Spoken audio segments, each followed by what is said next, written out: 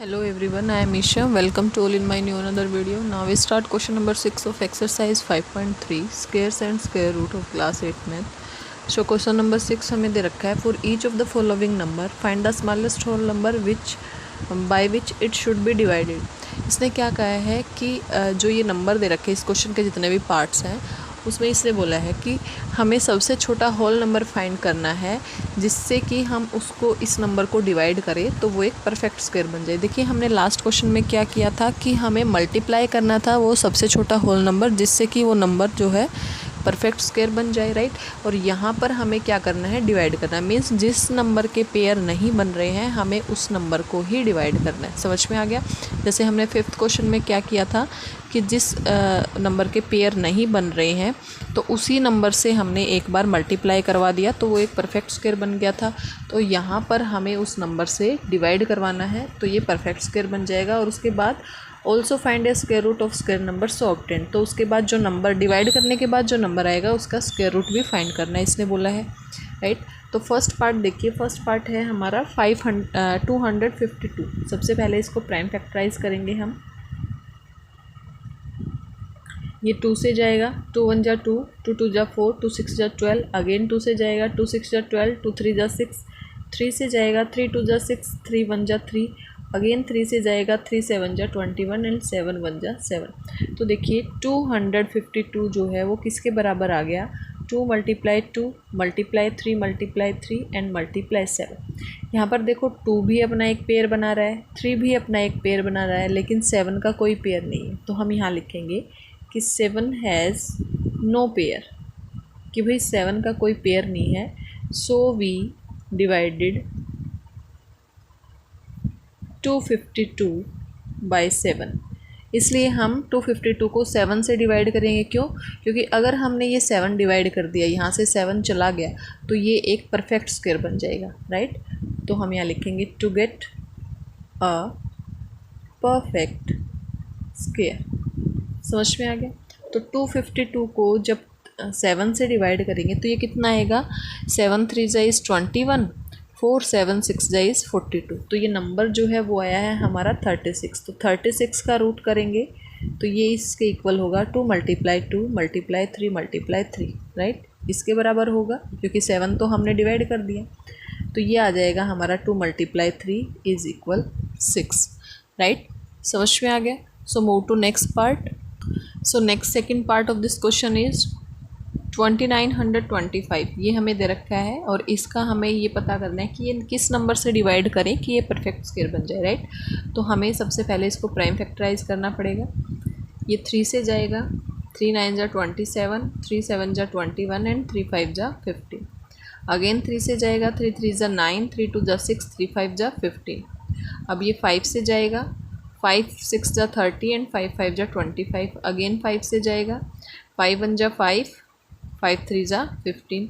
अब ये 13 से जाएगा, 13 1 जा 13, राइट। तो 2925 जो है वो किसके बराबर आ गया, 3 multiply 3 multiply 5 multiply 5 and multiply 13, right. तो यहाँ पर देखिए 3 भी अपना पेयर बना रहा है, 5 भी, लेकिन 13 कोई पेयर नहीं है। तो इसका मतलब इस नंबर को हमें 13 से ही डिवाइड करना पड़ेगा ताकि ये दोनों नंबर आएँ और ये पेयर में आए और हम इनका स्क्वायर रूट निकाल लें, राइट।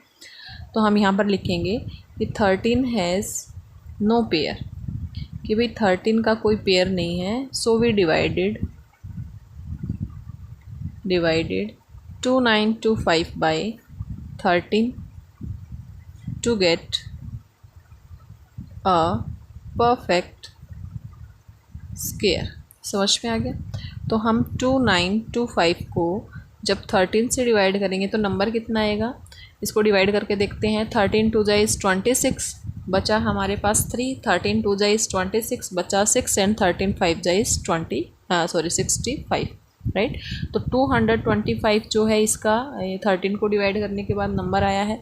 तो इसने बोला है इस नंबर का हमें स्क्वायर रूट फाइंड करना है। तो नंबर का स्क्वायर रूट क्या आएगा, 3 मल्टीप्लाई 3 मल्टीप्लाई 5 मल्टीप्लाई 5। तो यहाँ से एक 3 बाहर आएगा और यहाँ से 5, तो ये किसके बराबर होगा, 15 के। समझ में आ गया। ये दोनों पार्ट क्लियर है सबको। So move to next part. So next third part हमें दे रखा है 396। इसका सबसे पहले हम प्राइम फैक्टर करेंगे।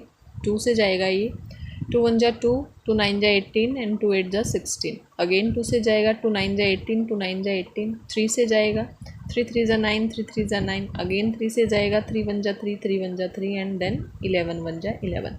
तो 396 जो है वो किसके बराबर आया है? 2 multiply 2 multiply 3 multiply 3 and multiply 11। यहाँ पर 2 भी अपना पेयर बना रहा है, 3 भी अपना पेयर बना रहा है, लेकिन 11 के पेयर नहीं है। सो हम इस नंबर को 11 से डिवाइड करेंगे ताकि ये परफेक्ट स्क्वायर बन जाए।